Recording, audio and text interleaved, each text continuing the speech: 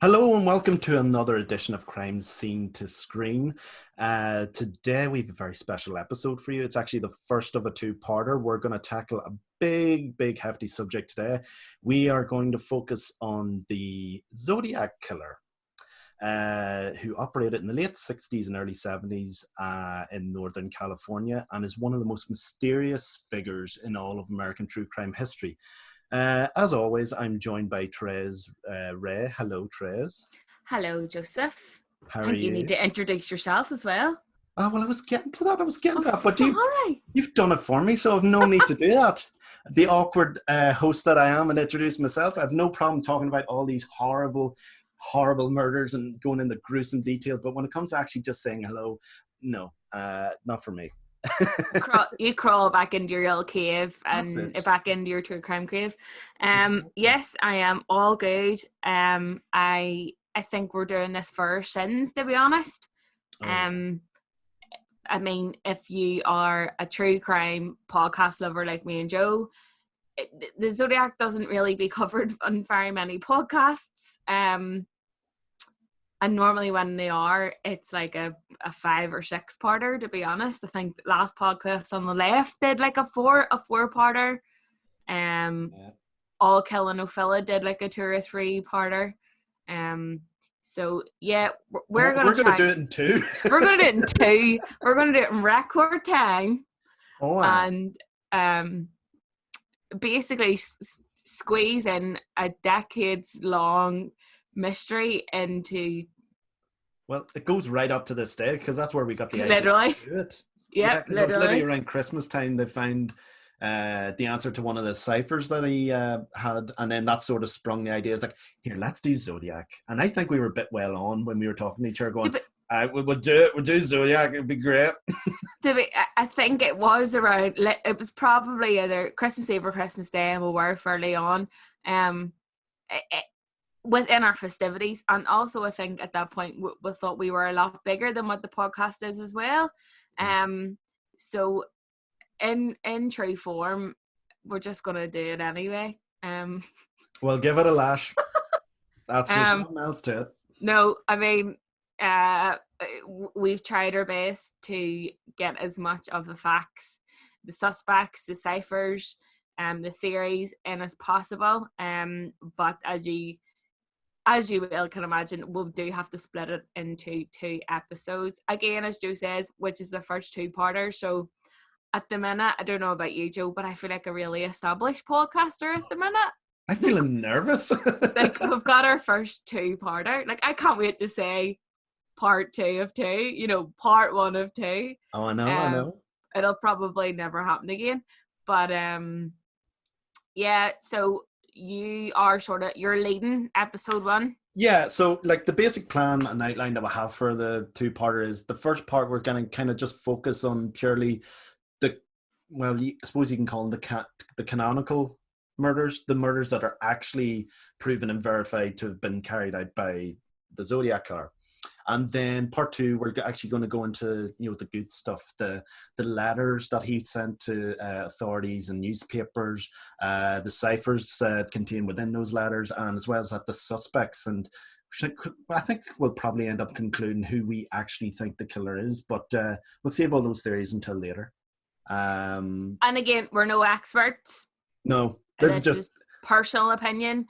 So if anybody out there who's still alive, connected to the case, and we maybe think it's you, please don't come for us, because it's all just conjecture, and we're just having a wee guess. Exactly. It, really. No, because as we'll probably go into, the amount of people that have come forward and claimed who it was, we don't want to bring that kind of annoyance on ourselves. We don't need that negative energy over here. No. It can stay in 2020. We're moving forward, and my hope for this podcast one day is to eventually solve a crime. I don't know about you, Joe. I think that's what all true crime podcasters really want. I just want to solve a crime, but I'm not speaking badly of you, but I don't think we're going to solve a Zodiac. Tell you that for free. No, if they couldn't have, it started in 1968. and hasn't been solved by now, I don't think it's ever going to be solved. But we'll have fun going into it anyway. Yeah. So without further ado, Joseph, I'll pass it over to you for I'll take her away. for part 1 of 2. Yeah, so as I was saying at the very beginning of the pod, the Zodiac Killer was a mysterious male killer who was in operation in Northern California in the late 60s and early 70s. But just to give you an idea of what America was like then, it's actually not too dissimilar from now. There was a lot of civil unrest between the sort of the end of the hippie movement in San Francisco. Because Joe was there. I know, I was there. You weren't there. And then obviously Vietnam was sort of kicking off around then. And then there was a civil rights movement, obviously, as well. So like you see sort of parallels with, unrest towards political figures then and now. And within this sort of, panic and paranoid times, this lovely little fella comes along and just strikes fear in the entire nation. Loves it. Of course, because he loves the attention, as we'll find out. So, to this day, it is known that he's murdered 5 people, but he's claimed through his letters and various releases to the press and the police that he's killed up to 37, although none of them other ones have been verified. So, this is going to be the story of the most infamous sort of mystery that's plagued America and, captured the sort of imaginations of true crime around the world. So, without further ado, let's get into it. So, the first murders that are widely attributed to the Zodiac Killer were a pair of shootings of high school students Betty Lou Jensen and David Faraday on December 20th, 1968 on Lake Herman Road, just inside the Benicia city limits. So Benicia is sort of an area just within Northern California, just as I mentioned before. So this couple, they were just out on their first date. They planned on going to the big Christmas concert at their local high school, but the evening, took a different turn. They wanted a more intimate evening together. They just wanted an evening to themselves. So what happened was after stopping at a friend's house, they went to a local restaurant for a wee bite to eat. And after what would be their final meal, they drove out to Lake Herman Road to a sort of a lover's lane sort of thing. The closest thing we probably have is, a couple just driving up to Cave Hill or something like that there, Or up the high town probably, or just off Shaw's Bridge in that wee car park. You're more well versed than I am. I'm more of a blow-in when it comes to Belfast. Mm-hmm. So they pulled in to this lovers lane at around 10:15 p.m. But unfortunately, by 11, their bodies were discovered by a local by the name of Stella Borges. And then the Solano County Sheriff's Department were called to investigate the scene, but no leads were developed. And recent forensic evidence suggests that around 11 p.m., just shortly before their bodies were discovered, another car pulled up next to the couple. And it suggested that the killer had ordered the couple out of the car at gunpoint, just based on, footprints and stuff like that in and around the scene, based on the photographs that were taken afterwards, because obviously both people died, so there's no real eyewitnesses. So they were taken out of the car at gunpoint, and Betty was ordered first out of the car, and David Faraday followed suit. But unfortunately, he was shot in the head first, and Betty tried to run away, but unfortunately, she was shot in the back 5 times. And it was at this point that the killer drove off. And like I said, the police had no leads or anything like that. So it was just really a random sporadic shooting with no real, rhyme or reason behind it. And nobody sort of understood, it's a tragedy, but why did this happen? So that was the first incident involving the Zodiac. So do you want to go on the next one, Therese? Yeah. So the second infamous murder took place around 4 miles away on the 4th of July. So obviously that is American Independence, and it's a big celebration in America. So I can imagine this young couple had been out celebrating. They were found in the Blue Rock Springs in Vallejo. So similar to the first incident, the 2 victims were in a couple, I was about to say. The victims were a couple, and they were called Darling Farron and Michael Mcgee. So again, similar sort of idea, down a lover's lane, both in their cars. Whilst parked together, another car had drove up right beside them and then pulled away, which was quite strange because they apparently were the only two out there at that point. It was quite deserted, and regardless of anyone's intentions, when you're up there on your own and if a car pulls in and then drives away, you're going to be suspicious anyway. Yeah. So car pulled away, and about 10 minutes later it returned and parked directly behind them. Again, very strange. They were appeared to have been in like a car park area. There was no one else about. There was plenty of space. So obviously the car parking behind them was a bad sign. When the car was parked, the driver exited the car, branding a flashlight and a Luger handgun.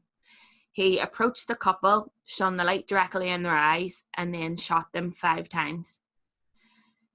As he went to walk away, assuming that both victims were dead, he heard Michael moaning in pain, and so he returned and fired a further 2 shots at each victim before driving away.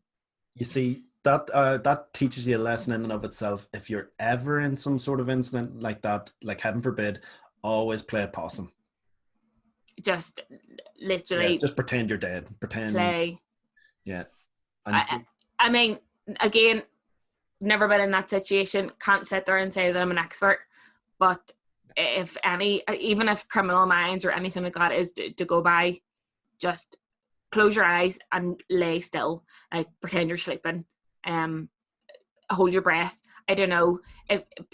Pretend you're doing a plank, like, because you obviously hold your abs and your chest as if you're not moving anyway. So just plank yourself on the ground, and there won't be any breath. Stiff and horizontal, and you'll literally. Be and you're.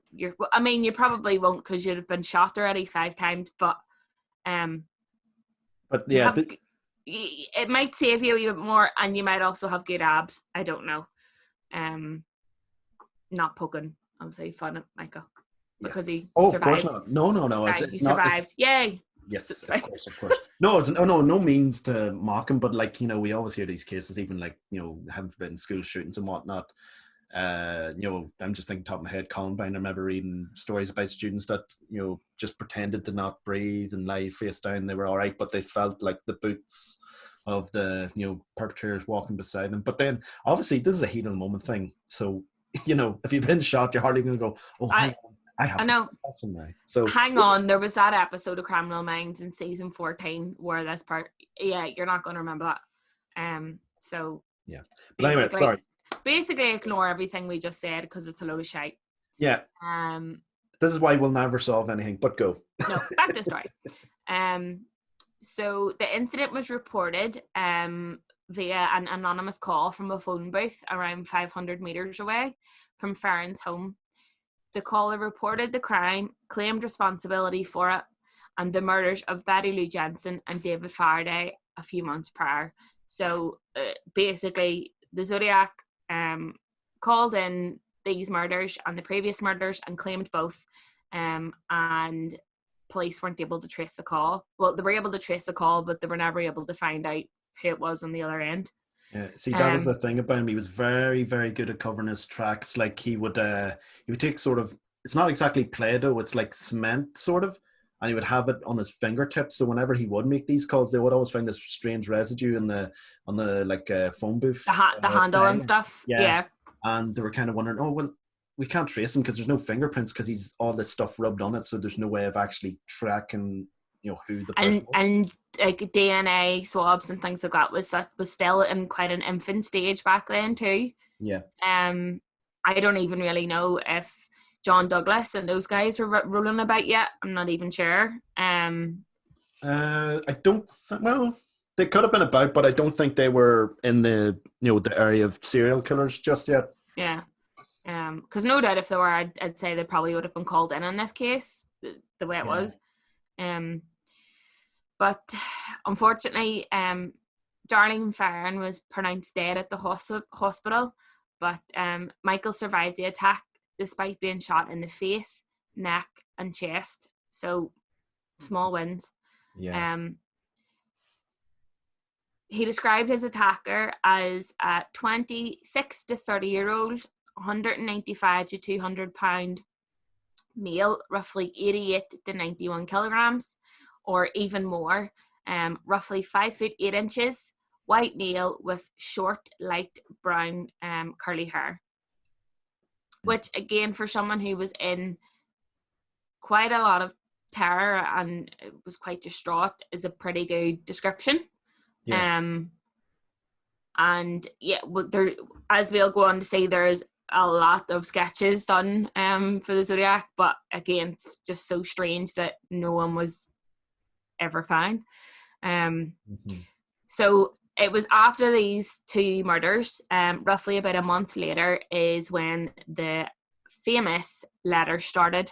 The Zodiac sent a letter to 3 of the major newspapers claiming responsibility for the 2 murders.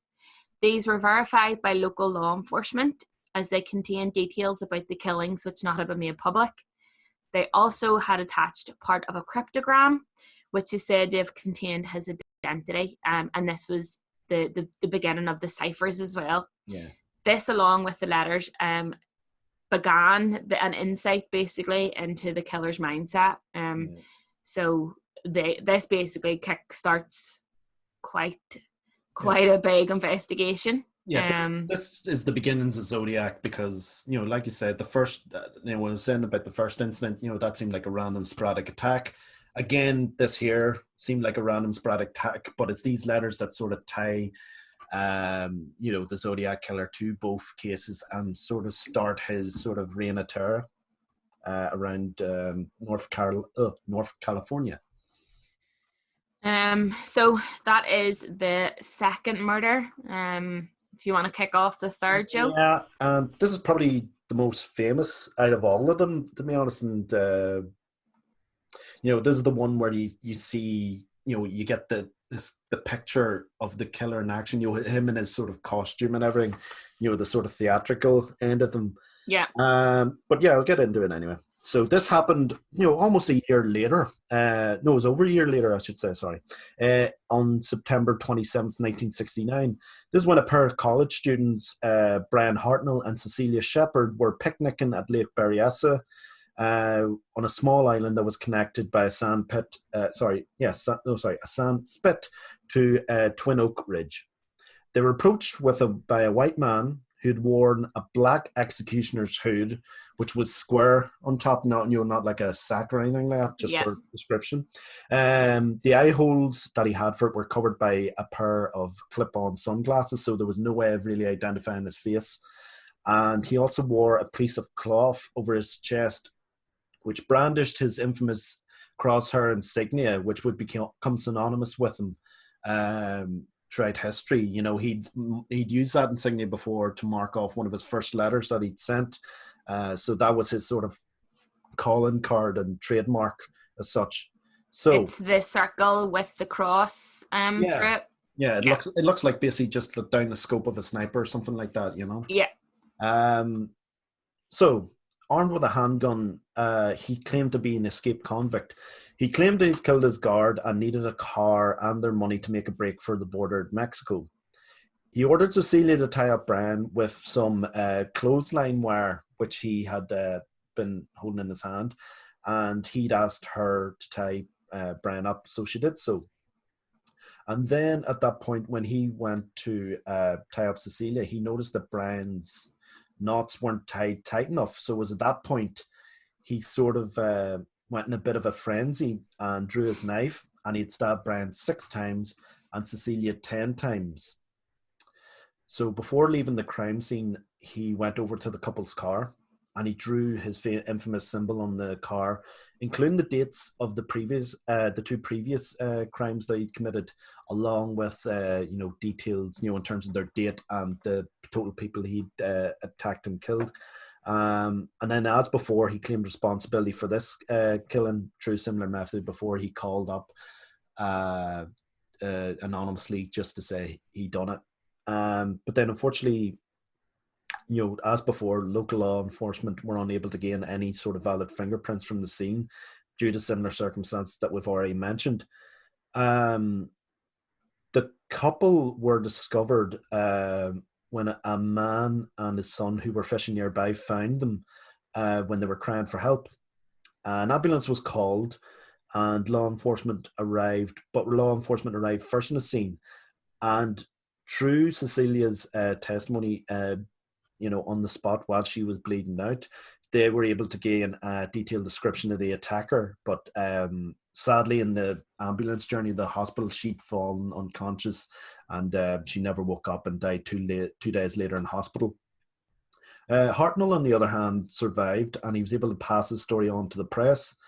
And Napa County Sheriff Detective Ken Narlow, who was assigned to the case from the outset, had worked on solving the crime until his retirement in 1987. And, we'll sort of see, how his relationship along with, the bigger picture and, the main sort of police force in San Francisco, how they work together and how that's explored in the film. But that was basically the second attack. And if you want to go into the final incident there, Therese. This one really confused. It has always sort of confused me. Mainly because it is in no way connected to the other three. It doesn't follow suit to the other three. It isn't in the same place. The other three murders were quite nature orientated, if you know what I mean. Like, they were really outdoorsy, they were really sort of isolated. Like you said, they're focused in like rural areas, quiet areas.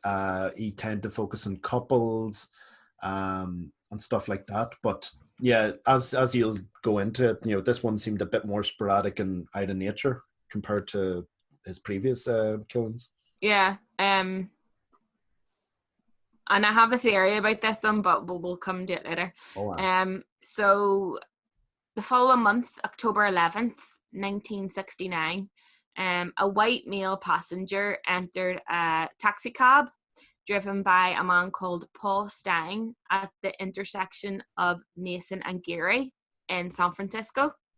And he requested to be taken to Washington and Maple Streets in Presidio Heights. For reasons completely unknown, Stein drove 1 block past Maple to Cherry Street, and the passenger then shot Stein once in the head with a 9mm, took his wallet, car keys, and tore away a section of his shirt that had bloodstains on it. The murder and the passenger was observed by 3 teenagers across the street at 5 to 10, who called the police while the crime was in progress. They noticed a man wiping the cab down before walking away towards Presidio Heights, 1 block to the north. 2 police officers responded to the call and had observed a man walking along the sidewalk east on Jackson Street and stepping onto a stairway leading up to the front yard of one of the homes.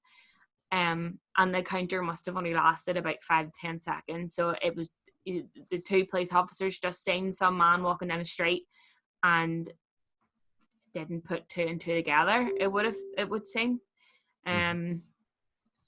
So one of the officers estimated that the male pedestrian was around 35 to 45, which is significantly older to what Michael Mcgee had described. That the man was 5'10" with a crew cut, similar to slightly older than the description of the teenagers who had observed the killer in and out of Stein's cab. They had described him as 25 to 30, crew cut, white male, and about 5'8" tall, which is very similar to the description of Michael that Michael provided. Mm-hmm. The police radio dispatcher had, however, initially alerted officers to be on the lookout for a black suspect. So the officers drove past that man, the white man, without stopping. and without any sort of suspicion. And it's something that has never been explained why these descriptions were mixed up.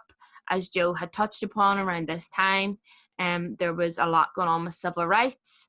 There was still a real struggle for Black people in the Black community in America. So it could be assumed that they were just being racist, and immediately went that it wouldn't be someone of a upstanding white community that would do this type of thing. Yeah, because the area itself was supposed to be, quite affluent for where it was. So like you said, the idea of like a white person doing this in like an upstanding neighborhood was just almost unthinkable. Like it would have been clearly have to been perpetrated by someone who's like deemed a degenerate or lesser, and not there. Like I'm obviously being sarcastic. It's hard to tell, sorry, over audio, but like I am just air quotes.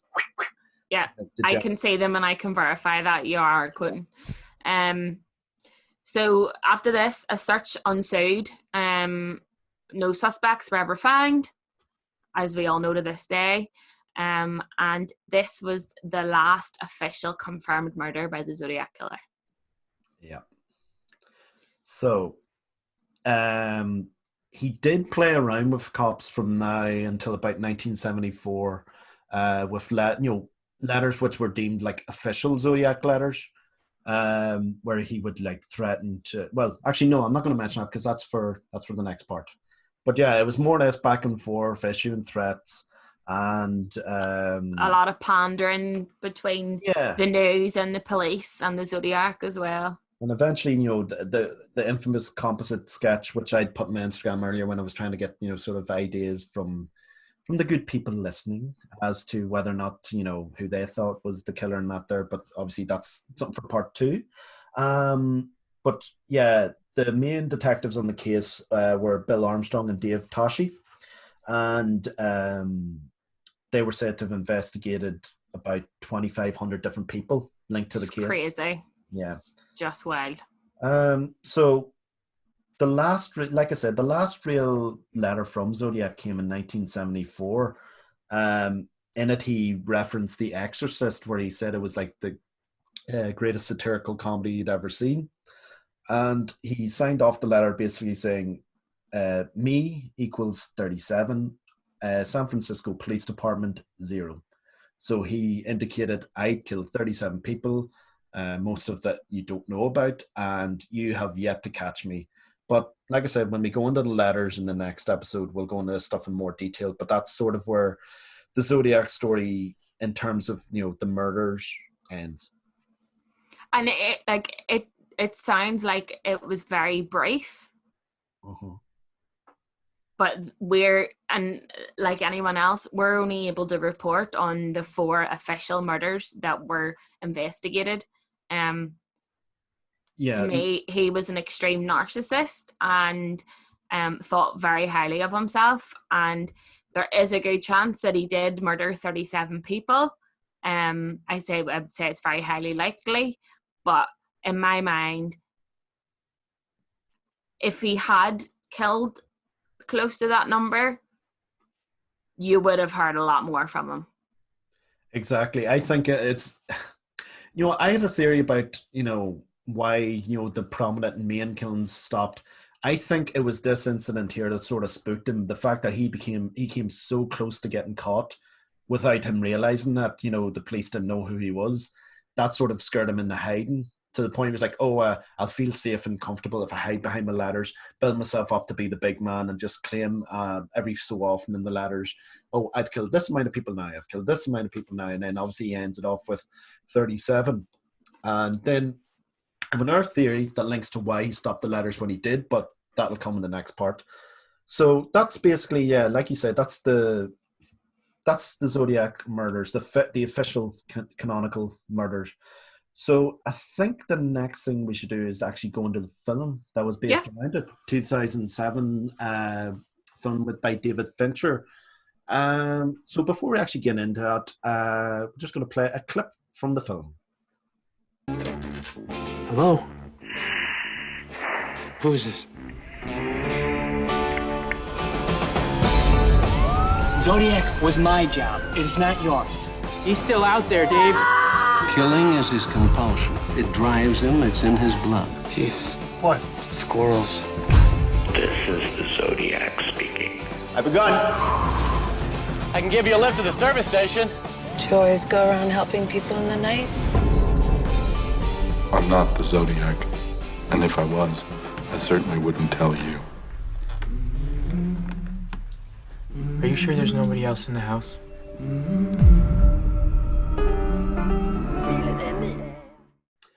Okay, that was a clip from Zodiac, like I said, the 2007 by David Fincher. So before we really get into the comparisons between real life and the film, what did you actually think of the film, Therese? Where does Zodiac sit for you in the grand scheme of fictional true crime films? To be honest, I've seen Zodiac 3 times. Pardon me. The first time was a good few years ago. I think it was on Film 4. And I wasn't as sort of like obsessed with true crime as I am now. And I found it really long. Like, it's really long. And I think the first time I watched it, I don't even think I finished it.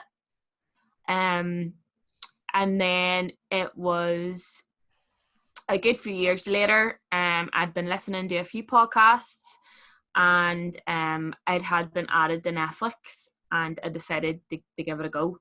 And when you do look at the cast list, there's some massive names in it as well. Mm-hmm.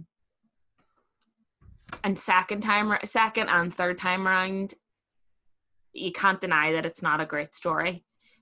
Yes, it's based on true events. And 9 times out of 10, when you get films that are based on true events, they try to stay as close to the story as possible, but we do get some deviation. And to be honest, I feel like this film stuck quite true to the happenings and the investigation. Well, that's why I really like it. I was a bit like you. The first time I seen it, I thought, it just wasn't for me, and it was just all right. But obviously, as I've grown older and like yourself, have a greater sort of love and affinity for true crime. That's when it started to interest me more, and then when I actually, listened to some pods in Zodiac, read up about him, even before preparation for this here, I was like, maybe I should give this another go. And then I eventually did in preparation for this, just watched it the other night again. And I think it's just outstanding. I think it's one of those things, the more you sort of know about it going in, the more you get out of it. But at the same time, on its own, it's a great thriller. It's a great thriller and crime film. Yeah, absolutely. And I think why it's so great and why it works so well is the fact that it's based off, someone who is really involved in the case, Robert Graysmith. It's based on his novel Zodiac from the early 90s. And, as you can see from the film, he was completely obsessed with it. Like, I thought I was bad. And I think you probably thought the same, the amount of research you did for it. But then when you see what he did, and I think he even is quoted as saying, after reading the script, going, "No wonder my wife left me." The amount of obsession I had with this here, and it's obviously shown in the film. But I think that's there's two reasons why it really works for me. One hand, it's a really enthralling to catch a killer thing. It's like a whodunit. It's like murder mystery. Yeah, exactly. There's this mysterious killer on the loose in San Francisco.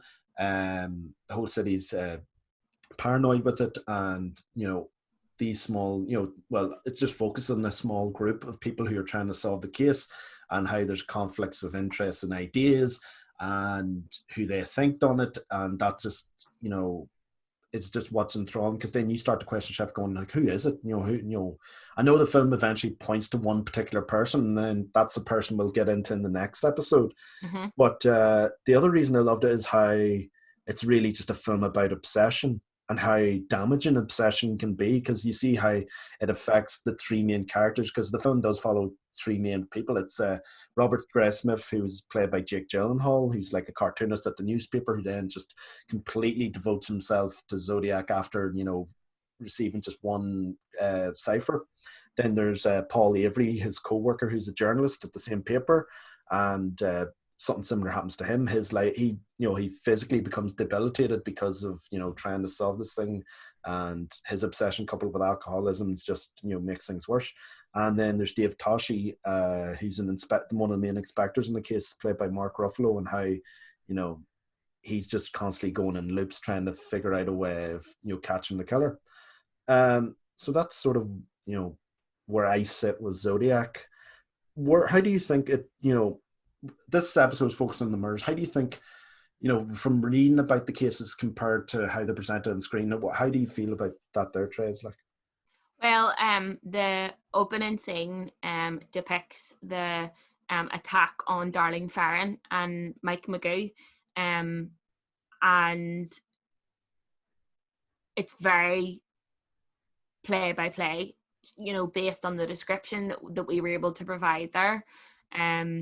You see the two of them in basically in isolation. Looks like they're up in it looks like a mountain or like a hill or something like that. They're both talking, and car drives past, slows down as it comes to them, and then drives on, comes back, parks up beside them. No lights are on, completely black. They can't see who's in the car, drives off. The car then comes behind, and this is where you see the famous hulking figure, the lugger gun on one hand and the torch in the other. And he walks over, and I wouldn't I've seen really violent true crime films. I wouldn't put Zodiac up there as extremely violent, but they certainly don't shy away from the actual murders themselves. You see Darling getting shot 5 times, quite brutally. You see Mike getting shot in the face quite brutally. And this is the start of a film. Like, if you don't know anything about Zodiac going into it, you kind of understand what you're getting from it from the get-go. It's not going to be a happy story. No. It's certainly not going to be something that's going to leave you happy. So I think it's very true. And then moving on to the murder of the couple at the lake, as soon as you were describing it, I immediately pictured that scene where you just see Zodiac coming over the hill, Hulk, almost like, I don't want to compare him to Shrek, but the build, he looks so hulky and sunk over, like Shrek. I don't mean to laugh, but I could just picture him coming over a hill and just telling them, "Get out of my swamp." I know, it's the way. No offense to the ones who died, but obviously it's just it's the way he's dressed. Like, he's almost wearing like a smock as well. Yeah. Like, it's like a smock and then the hood, and he's just there. There's one shot and he's just standing there. And it goes back to the girlfriend, and she's just looking over her boyfriend, and she just sees him, and it's exactly like the sketch, like completely. The vest with the circle and the square on it, and even their murder, it's pretty close up, and he's just stabbing them, and I don't think in comparison to the murders, I don't think it's offensive in any way. I think it depicts what happened really well. And yes, for the family members and things like that, I would say they've obviously had to have some sort of sign off. David Fincher would have had to have contacted them and things like that. Well, the thing about your fella Mcgee, like you were talking about, they actually hired a private detective to find him because he went into hiding. He went completely off the radar. But yeah, it's that's Fincher for you. He's always been a sucker for attention to detail. And I'd sent you a video before this. He went out to the scene with, I don't think he went out with Hartnell, who the survivor of that incident. It was one of the police officers, I think he went. That's right. Yeah, he went out. I don't know if it was Tashi or not, but it was definitely one of the police officers, like you're saying. And he was just listening to the area. He was like, hang on, the sound isn't traveling well here. It doesn't make sense. Why would it be here? And then he just pointed to another area. He was like, I think it might be over there. And then sure enough, the police officer went, you know what, you're right. We're in the wrong place. And then he knew exactly that's where the events happened. And I was actually reading more as well, to make it look more like it was at the time. He flew in trees to be planted at the scene. Like, you see like the trees that the Zodiac's hiding behind. They're quite big, yeah. Yeah, they weren't there. He got them purposely planted in there. Like, that's what I mean. He's just such a sucker for attention to detail and just being completely as accurate as possible. And, like I was saying before, I think that's why the film is just as brilliant as it is, because he sort of leaves no stone unturned in going into this case. Like, it's a very dense film, but also a very rewarding one if you stick with it. Yeah. How did you think it depicted the murders and as well depicted the main three characters? How you feel Jake Gyllenhaal, Mark Ruffalo, and Robert Downey Jr. portrayed those characters as well? Well, a bit like yourself, the murders are obviously very harsh in the way they're depicted, but no way did I find them gratuitous. Like, it was just very matter of the fact. It's like, these are the descriptions in the accounts that were given. I'm going to show you it exactly for what it is. It's not going to be, gory or bloody or over the top. It's like, if somebody gets shot, they're going to get shot. If somebody got stabbed, they got stabbed. It's not a case of, we'll linger on at this, incident. We'll go in slow motion as the knife plunges in and out of someone. It's just, he goes there, he stabs him, scene ends. Yeah. So that's why I thought it was really good. And when I found out about, Mcgee as well, and Hartnell, what they felt in terms of how those events were depicted and how they wanted to get involved, they were very hesitant, but at first, but then when they realized what, Fincher was going for, they kind of were of the ideas, like, if somebody's going to be, that accurate, they're going to be that respectful towards it, because obviously they were sort of familiar with his work. Because prior to this, the only sort of thing closest to it he'd done was Seven, and that's a very highly stylized, grotesque film. Grotesque murder mystery. I know. So when you think about that, he's going to do Zodiac, you're like, slight alarm bells. But then when he met with them, he told them his intentions and how he was going to be very mature towards it, and responsible. They're like, okay, that's great. Well, you have our blessing as such. Just try and make it as honest as possible and respectful as possible. And I think he did. In terms of the characters who played, the actors who played the characters, I don't know an awful lot about actually Grace Smith or Tashi or Paul Avery, but they, the portrayals, they just felt like really authentic people. Like Jake Gyllenhaal as Robert Graysmith, he does seem like this fella who's just sort of, withdrawn. Obsessive, yeah. He loves books, he loves puzzles and stuff, as he says. And then when he's meeting Paul Avery for drinks, it's like, that's your idea of fun. Like, he can't make sense of it because, he's someone who's a bit of a barfly. He loves hanging about, as soon as he's finished in the office writing the story, he goes straight to the bar. And even Robert Downey Jr. is quite good. Like, some people criticize him for being too over the top in the way he portrays things, but it's just, I think he's perfect for what he does with Paul Avery.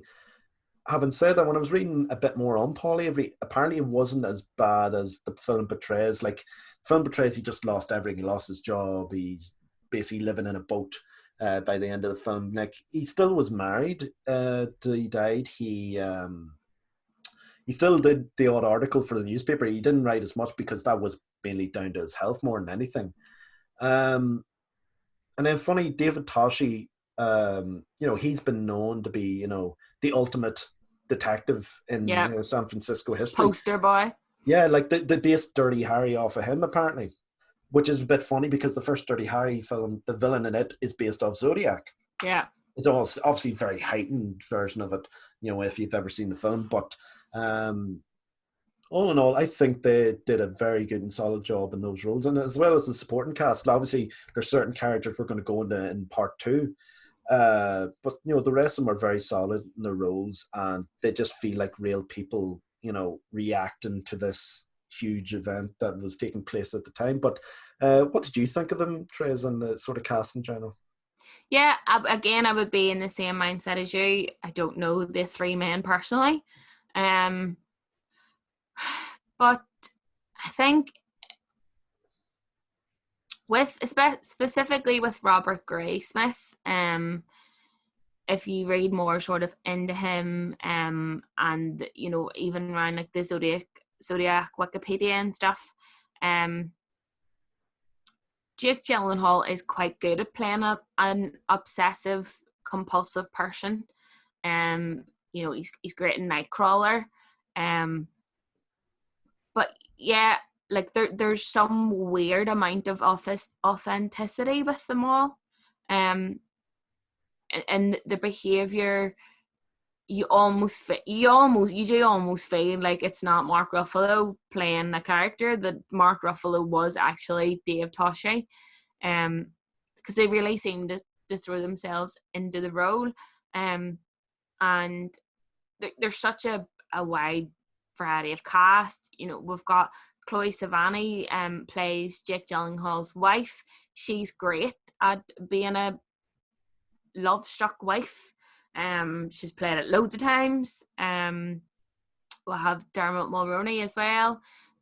He plays the captain in the San Francisco department, and then there is all the minor roles of the other detectives that they basically all team up with. Donald Logue as Ken Narlow, which he's featured quite heavily. And then Sergeant Jack Mullinax, played by Elias Coutes. And those names, probably you're going, I have no idea who those people are, but you see it and you go, oh, he was in such and such, and he was in such and such, and they've all played similar roles in other films. Character actors. But with that, every single person who plays a character in the film, regardless if it's a big role or not, I do think they apply their method in a really realistic way. And I think that helps tell a story, obviously, but in a weird way, it's also respectful toward any of the family or the legacy of those that were murdered, because it isn't over the top, and it isn't really dramatized or really fabricated. I would imagine Paul Avery was quite an eccentric person. He was a journalist who worked at like a newspaper. Like, people who work in media, me and you both know, like, they're not the most sane people. No. Jake Gyllenhaal, he is a bit of a obsessive in it, but he was also a graphic artist, and a lot of his work would be time consuming and quite detailed, and that's reflected in his acting. So as you've repeated, you've talked about it before, it is a dense film. There is a lot to deal with. There's a lot to digest. If you don't know anything about the Zodiac and you come to completely blind, it can be hard to get into. But it's a slow burner, and I think that it does kick off in the assistance with the actors and the characters that they play. I think if they didn't have such a leading cast, I don't know how the reaction would have been for people. I don't know how it would have been fared.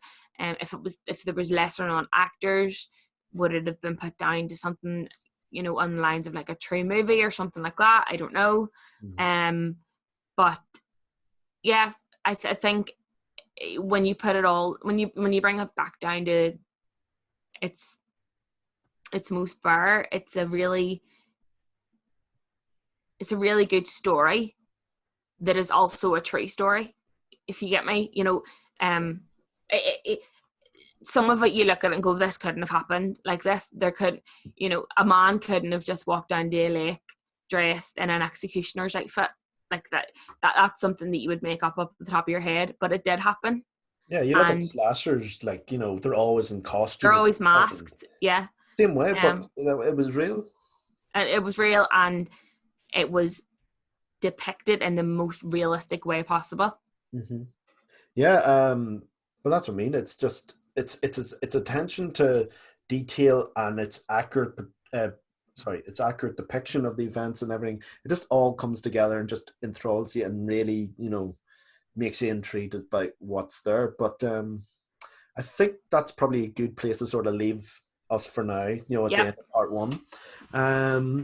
So yeah, like I said, that was part one, the murders. So part two, we're actually going to go into, the letters, the ciphers, and of course the good stuff, the suspects. And we'll bring in more about the film then. Obviously, we didn't want to go into it all now because it's very important as our podcast that we bring in both aspects into both episodes. But that should be us for now. In terms of us and Banterflix, please keep an eye out on our website and visit it and listen to our main pod. We need to talk about movies.